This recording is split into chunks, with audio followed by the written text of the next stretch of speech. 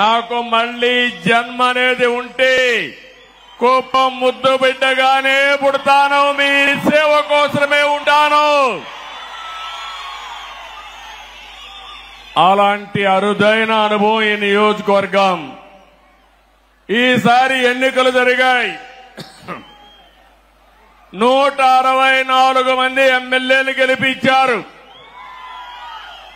వైఎస్ఆర్ కాంగ్రెస్ పార్టీని చిత్తుగా ఓడించారు. 11 సీట్లే గెలిచారు. అంటే ప్రజాస్వామ్యంలో ఎవరైనా సరే విర్రవీగితే ఇదే గతి పడుతుందని ప్రజలు నిరూపించారని చెప్పి నేను మీ అందరికీ తెలియజేస్తున్నా.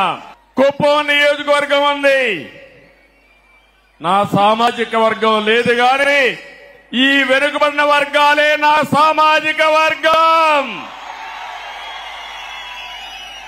40 ఏళ్లుగా గెలిపిస్తున్నారు.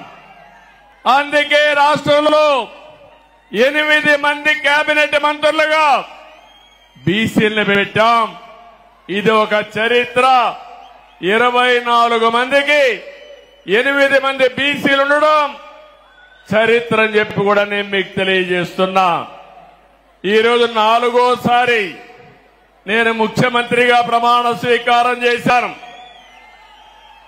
ప్రమాణ స్వీకారం చేస్తానే పోలవరం పోయాను, అమరావతికి వెళ్లాను, అసెంబ్లీ సమావేశాలు పెట్టుకున్నాం, కేబినెట్ సమావేశం పెట్టుకున్నాం. తర్వాత నాకు ప్రత్యక్ష దేవుళ్ళైన కుప్పం దేవుళ్ళని కలవడానికి ఇక్కడికి వచ్చాను. ఇక్కడి నుంచి ప్రజాక్షేత్రానికి వెళతాను. వెళ్లే ముందు మీ ఆశీస్సులు తీసుకోవాలని, మీ అందరితో కలిసి మాట్లాడాలని, మిమ్మల్ని చూడాలనే ఉద్దేశంతోనే నేను ఇక్కడికి వచ్చాను. నేను ఈరోజు ఒకే ఒక విషయం మీ అందరికీ విజ్ఞప్తి చేస్తున్నాను. నేను మీకు రుణపడి ఉన్నాను.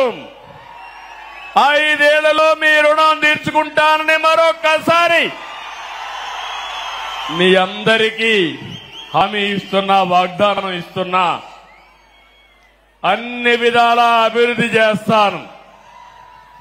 భగవంతుడు నాకు ఎంత శక్తి ఇస్తే అంత శక్తిని ఉపయోగించి కుప్పాన్ని అగ్రస్థానంలో పెట్టడానికి ప్రయత్నం చేస్తాను.